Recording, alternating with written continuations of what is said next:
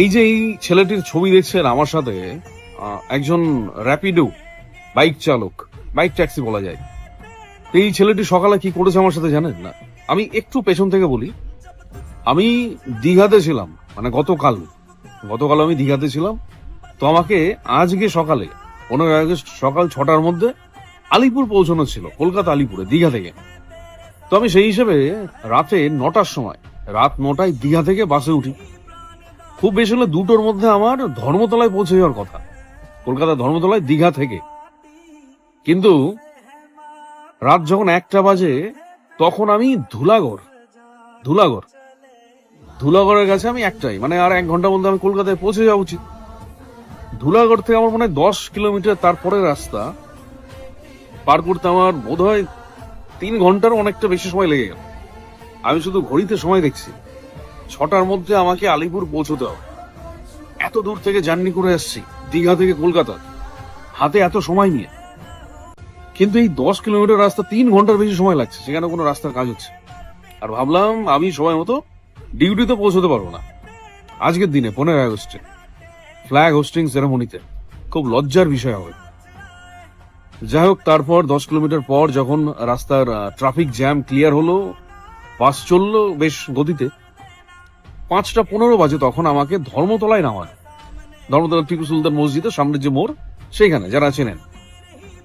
আকাশ মেঘলা, 5টা 15। আমি ভাবছি এখন যদি এখান থেকে বাস তো পাবোই না, ট্যাক্সি কিংবা বাইক, তাহলে আমি 6টার মধ্যে আলিপুর পৌঁছে যাবো। 15-20 মিনিট লাগবে হয়তো। টিপ করে তখন বৃষ্টি পড়ছে। আমি র্যাপিডো বাইক বুক করার চেষ্টা করছি। একটি বাইক বুক হলো, সে কল করলো, সে অনেকটা দূরে। অ্যাকচুয়ালি আমি আগে লোকেশন সার্চ করছিলাম, তো অনেকটা পেছনে আমাকে লোকেশন নিয়ে বুক করেছে আমার ভুলে। তো আমি দাঁড়িয়ে ভাবছি সেই ছেলেটা অনেক পরে আসবে, ক্যান্সেল করে আবার নতুন করে র্যাপিডো কোনো বাইক বুক করব। সেই সময় এই ছেলেটি আমার সামনে দিয়ে বাইক নিয়ে যাচ্ছিল। সে দাঁড়িয়ে বললো, স্যার আপ বাইক বুক कर रहे हो क्या रैपिडो? বললো হ্যাঁ ভাই। সে হিন্দিতে কথা বলছিল। বললো স্যার কিতনা দিখা रहा है? আমি বললাম তাকে। বললো হাম লে যায়। বললাম ঠিক হ্যাঁ, তুম কিতনা লোগে? টাকার কথাই হচ্ছে। তো এই করতে করতে 1-2 ফোঁটা করে বৃষ্টি তখন জোরে প্রায় পড়ছে। আমি বললাম यार हमको 6 बजे तक ड्यूटी पहुंचना है अलीपुर फ्लैग होस्टिंग सेरेमनी में, বাড়ি সারে আপ कैसे? তো এরকম কথা বলতে বলতে ওকে যেই আমি বললাম যে আমার ডিউটি পৌঁছতে হবে সকাল 6টার মধ্যে, তখন প্রায় 5:30 বেজে গিয়েছে, হয়তো 5:25 এমন। সে দেখি হঠাৎ বললো স্যার আপ চলি বাইক মে চলি। ইয়ার বাড়ি সারা। আপনি বিশ্বাস করবেন না, সেই কথা বলতে বলতে ভয়ঙ্কর বৃষ্টি শুরু হয়ে গেল। মানে মারাত্মক ভাবে ভিজে যাচ্ছে দুইজন। কোনো শেড আশেপাশে দেখছি দাঁড়ানোর জন্য, সেই ছেলেটি বাইক থেকে নামছে না, বলছে আপ চলিয়ে না। স্যার আমি বললাম আরে ভাই ভিগ যাওগে? বলছে নেই আপকে পাস এই মোবাইল রাখনে কা জায়গা है কি? বললো 2 ব্যাগ নেই। সে তার মোবাইল, আমার মোবাইল আমি আমার ব্যাগে ঢোকালাম, ব্যাগটা কোনোভাবে ভাঁজ করে নিজে বুকের কাছে নিলাম। সেই ছেলেটি বাইক স্টার্ট করলো। আলাম বাড়ির সময় ভিক্ষে যাওগে क्या? বললো চলিয়ে না, আপको ডিউটি পৌঁছনা है तो। বললাম হ্যাঁ। সে বাইক চালালো। প্রচন্ড বৃষ্টি, প্রচন্ড। যারা সকালে কলকাতায় ছিলেন তারা জানেন, প্রচন্ড বৃষ্টি, বড় বড় বৃষ্টির ফোঁটা পড়ছে, আশেপাশে প্রায় দেখা যাচ্ছে না। সে বাইক নিয়ে চলেছে ধর্মতলা থেকে আলিপুরের দিকে। বললাম আসতে চলো ভাই। বললো ঠিক আছে স্যার, আপনি পৌঁছা দেंगे।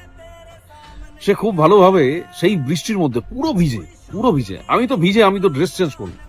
সে হয়তো সেই সকাল থেকেই তার সেই কর্ম, র্যাপিডোর বাইক চালানো, সেই কাজে এসছে। সে পুরোপুরি ভিজে গিয়ে আমাকে 15-20 মিনিটের মধ্যেই আলিপুরে নিয়ে চলে এলো আমার জায়গাটা। আমি নামলাম, নেমে বললাম ভাই ভিগ গিয়া তুমি। সে এসে বলছে লেকিন স্যার আপको টাইম से পৌঁছা দিয়ে না। থ্যাংক ইউ ইয়ার। তাকে টাকা দিয়েছি নিশ্চয়ই, সেটা তার কর্ম, যাই দিস বেশি করেই দিয়েছি নিশ্চয়ই।